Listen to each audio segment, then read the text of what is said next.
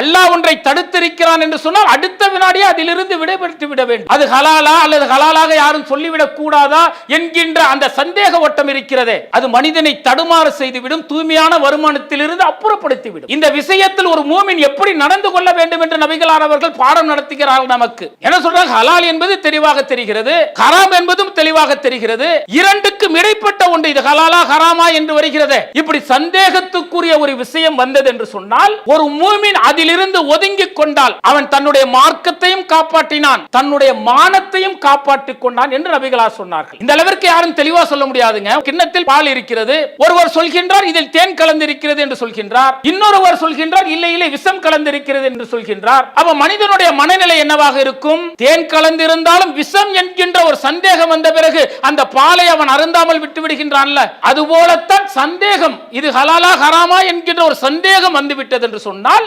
அதிலிருந்து ஒதுங்கிக் கொள்ளக்கூடியவன் தன்னையும் காப்பாற்றிக் கொண்டான், தன்னுடைய மார்க்கத்தையும் காப்பாற்றி விட்டான் என்று நபிகளார் சொன்னார்கள். வேலி ஓரத்தில் கால்நடையை மேய்க்க வைக்கக்கூடியவன் ஒரு கட்டத்தில் என்ன செய்வான்? வேலியை தாண்டியும் அந்த கால்நடையை மேய வைத்து விடுவான். அதுபோல சந்தேகத்திற்கு இடமான ஒரு விஷயத்தில் நாம் தொடர்பு கொண்டோம் என்று சொன்னால் அது நாளை நமக்கு ஹராமான விஷயத்திலும் அழைத்து சென்று விடும் என்று நபிகளார் அவர்கள் எச்சரிக்கிறார்கள். என்றால் தூய்மையான வருமானம் எது? அன்பிற்கினிய சகோதர சகோதரிகளே, ஒரு மனிதன்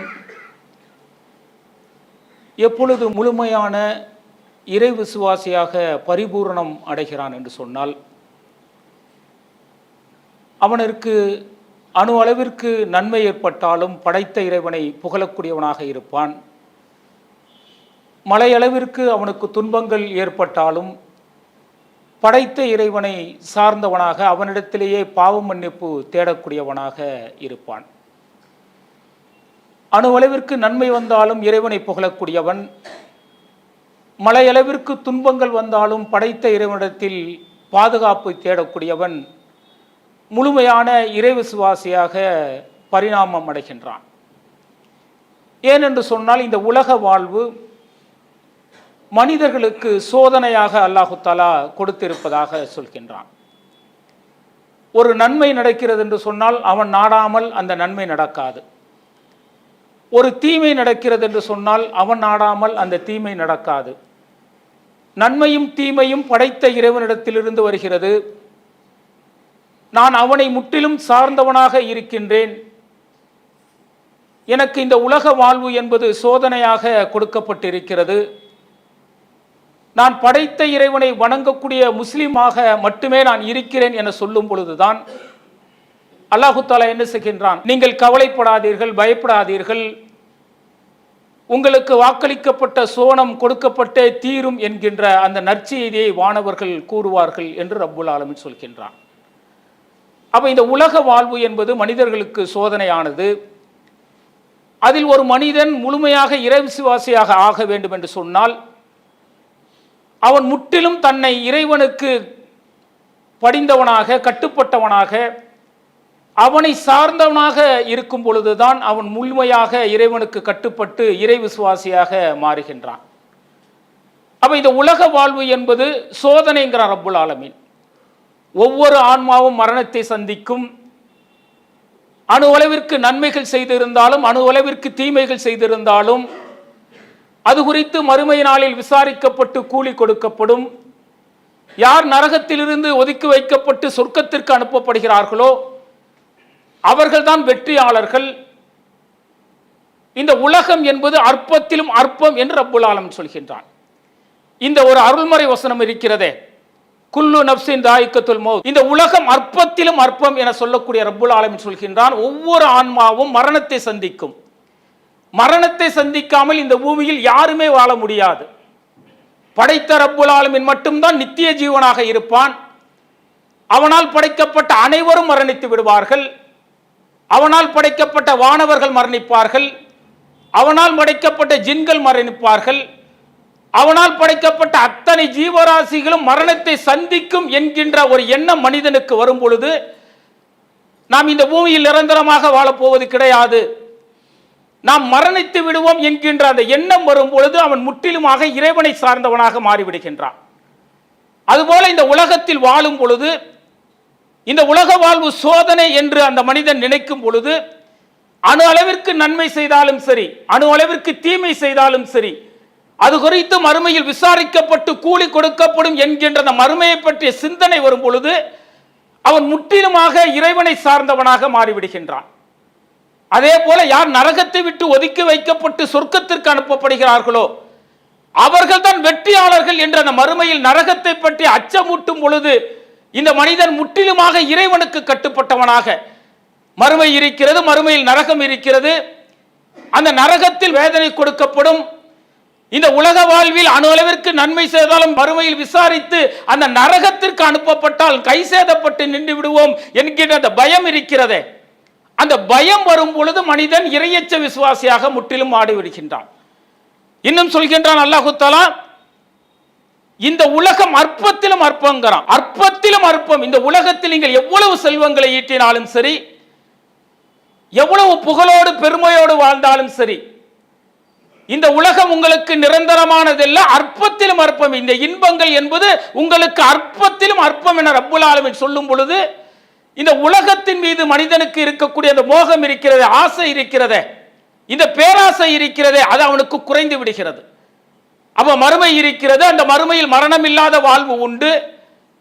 அந்த வாழ்வில் அல்லாஹ் தஆலா மகத்துவமான சொர்க்கத்தில் இன்பங்களை கொடுப்பான் என நினைக்கும் பொழுது மனிதனுக்கு தன்னை அறியாமலே இறைவன் மீது அதிக நேசம் வந்து விடுகிறது.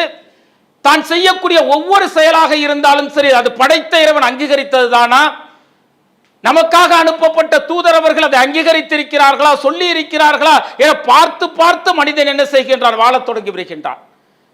அப்ப இந்த உலக வாழ்வு சோதனை, இந்த உலக வாழ்வு சோதனை என்று சொன்னால் பல்வேறு கட்ட சோதனைகள் வரும், பலவிதமான சோதனைகள் வரும், துயரங்கள் வரும், துன்பங்கள் வரும், நமக்கு நிறைய இழப்பீடுகள் வரும், நமக்கு நிறைய மனக்கஷ்டங்கள் வரும். எவ்வளவு இழப்பீடுகள் வந்தாலும், எவ்வளவு துயரங்கள் துன்பங்கள் வந்தாலும் படைத்த இறைவனை சார்ந்தவனாக இருக்கின்றானே, அவன் இறைவனை நேசிக்கக்கூடியவனாக, இறைவனை மட்டுமே சார்ந்திருக்கக்கூடியவனாக, பரிபூர்ண இறை விசுவாசியாக மாறிவிடுகின்றான். அவன் இந்த உலகம் சோதனை, அல்லது கலக்கல் மௌத்தவல் ஹயாத்தலி எவ்வளவுக்கும் ஐயுக்கும் அகசுனு அமலா, நான் உங்களுக்கு மரணத்தையும் வாழ்வையும் ஏன் கொடுத்திருக்கிறேன் என்று சொன்னால், உங்களில் அழகிய செயலுக்குரியவர்கள் யார் என சோதிப்பதற்காகவே நான் மரணத்தையும் வாழ்வையும் கொடுத்திருக்கிறேன் என்று ரப்புல் ஆலமீன் சொல்கின்றான். அந்த வாழ்வு மரணம் இருக்கின்ற அந்த இடைப்பட்ட காலத்தில் மனிதன் தடுமாறக்கூடிய மிக முக்கிய விஷயம் எதுவென்று சொன்னால், வருமானம் ஈட்டுவதில் நிறைய மனிதன் தடுமாறி விடுகின்றான். எப்படியாவது செல்வத்தை ஈட்டிவிட வேண்டும், எப்படியாவது பொருளோடும் புகழோடும் இந்த பூமியில் வாழ்ந்துவிட வேண்டும், நாம் பட்ட கஷ்டங்கள் பிற என்னுடைய சமுதாயத்தினர், என்னுடைய தலைமுறையினர் கஷ்டப்படக்கூடாது என்பதற்காக எப்படியாவது வருமானம் ஈட்டிவிட வேண்டும் என்கின்ற ஒரு நிலையில் மனிதன் இருக்கும் பொழுது, அந்த நிலையில் மனிதன் வருமானத்தை ஈட்டுகின்றானே, அது மிகப்பெரிய ஒரு சோதனையாக அல்லாஹ் தஆலா கொடுத்திருக்கின்றான். முஸ்லிம் என்பவன் எப்படியும் வாழ முடியாது, மூமின் என்பவன் எப்படியும் வாழ முடியாது, இப்படித்தான் வாழ வேண்டும் என்கின்ற வழிகாட்டுதலை படைத்த இறைவன் காட்டியிருக்கின்றான். வருமானம் ஈட்ட வேண்டும் என்று சொன்னால் அது ஹலாலான முறையில் வருமானம் ஈட்டப்பட வேண்டும். அந்த வருமானம் மறுமையில் நமக்கு நன்மையை தரக்கூடிய ஒன்றாக மாற வேண்டும் என்று சொன்னால் அந்த தூய்மையான வருமானத்திலிருந்து கிடைக்கக்கூடிய அந்த பொருளில் இருந்துதான் தான தர்மங்கள் செய்யப்பட வேண்டும் என்று நபிகளார் அவர்கள் சொல்கின்றார்கள். அல்லாஹ் தஆலா தூய்மையானவன், தூய்மையானவற்றை விரும்பக்கூடியவன்.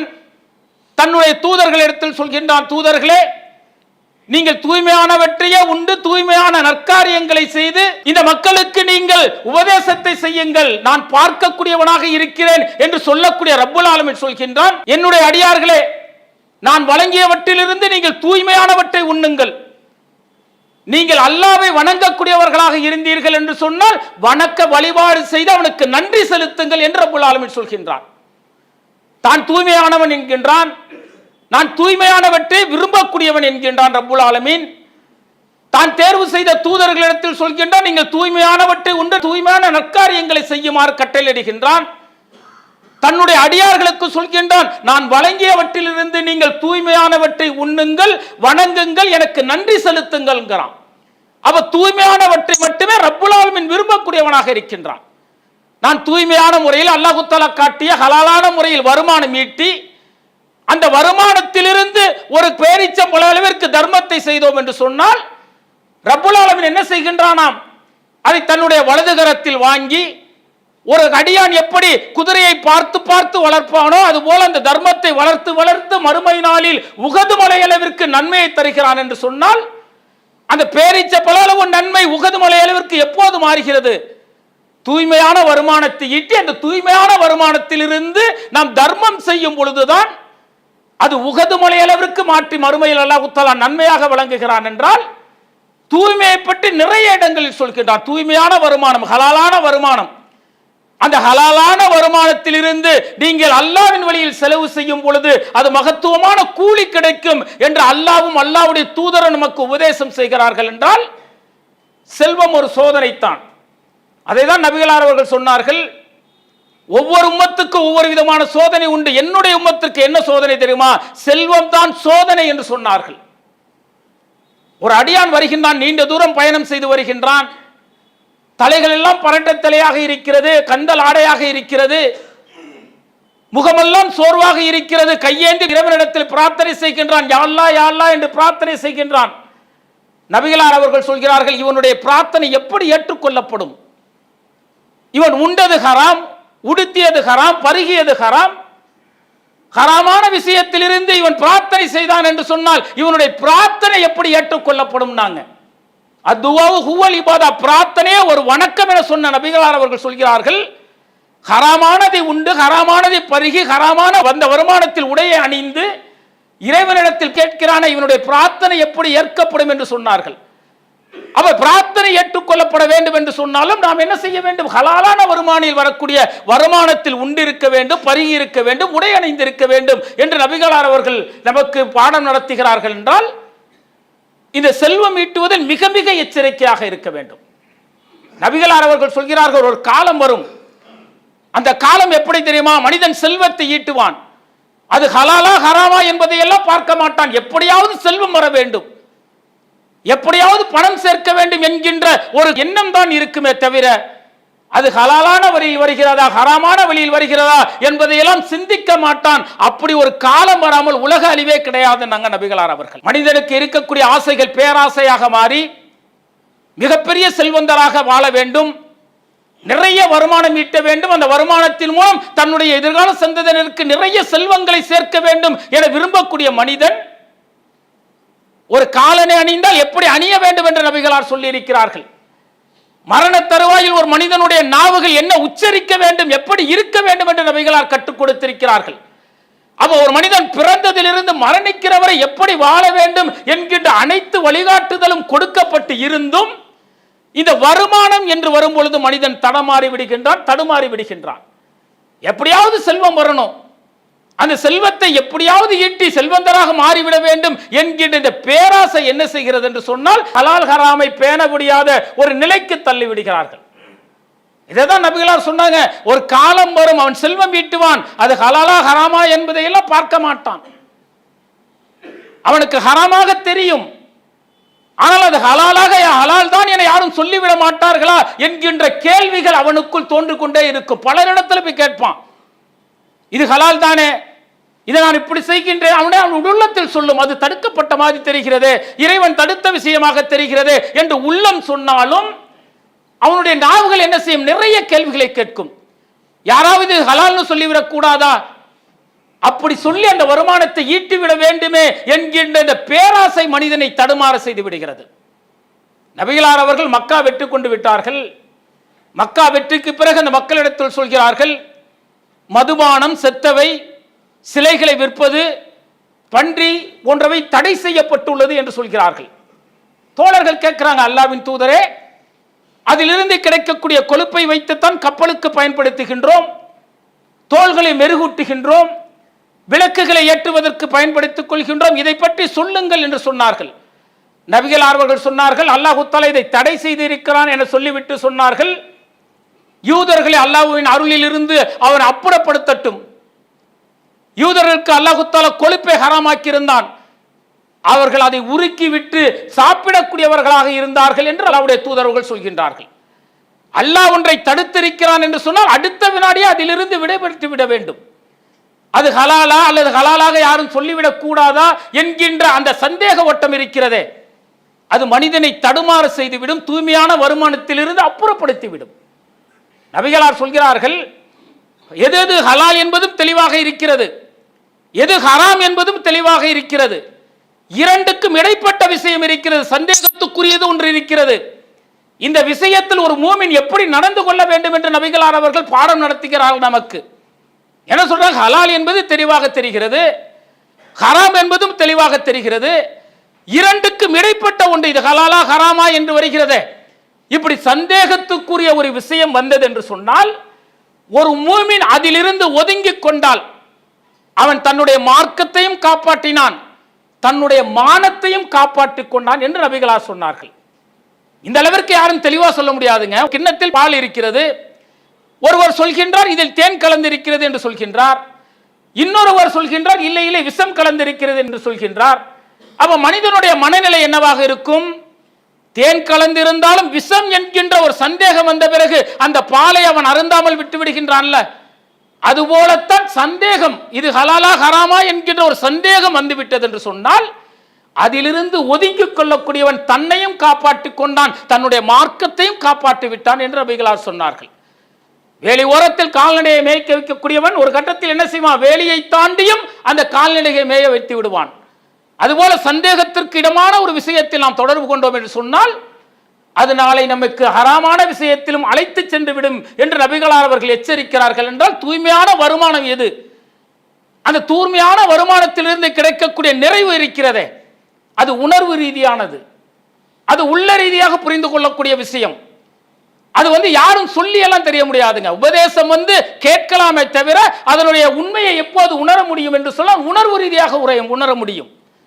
அல்லாஹ் தடுத்து விட்டான், அதை நான் செய்ய மாட்டேன், அல்லாஹ் கூடாது என்று சொல்லிவிட்டான், நபிகளார் அவர்கள் தடுத்திருக்கிறார்கள், இது நான் செய்யவே மாட்டேன், அதில் எவ்வளவு இழப்பீடுகள் வந்தாலும் சரி நான் அல்லாஹ் காட்டிய வழியில் மட்டுமே, ஹலாலான வழியில் மட்டுமே வருமானம் ஈட்டுவேன் என்று ஒரு மனிதன் பயணிக்கும் பொழுது, வருமானம் ஈட்டும் பொழுது, தூய்மையான வருமானத்தை ஈட்டும் பொழுது அது உணர்வு ரீதியாக அவர்கள் உணர்வார்கள். அப்படித்தான் அல்லாஹ் தஆலா உணர்த்துவான். கஷ்டம் இருக்காது, நஷ்டம் இருக்காது, குடும்பத்தில் நோய் நொடி இருக்காது, இன்பங்கள் இருக்கும், மகிழ்ச்சி மட்டுமே அவருடைய உள்ளங்களில் இருக்கும்.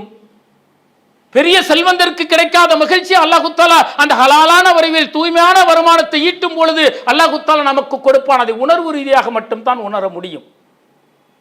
இன்றைக்கு நம்ம ஹலாலான வருமானம் ஈட்டுகிறோம் என்கின்ற பெயரில் பலர் தவறான தூதரவர்கள் காட்டி தந்த முறைக்கு தவறான விஷயங்களில் ஈடுபடுகிறார்கள்.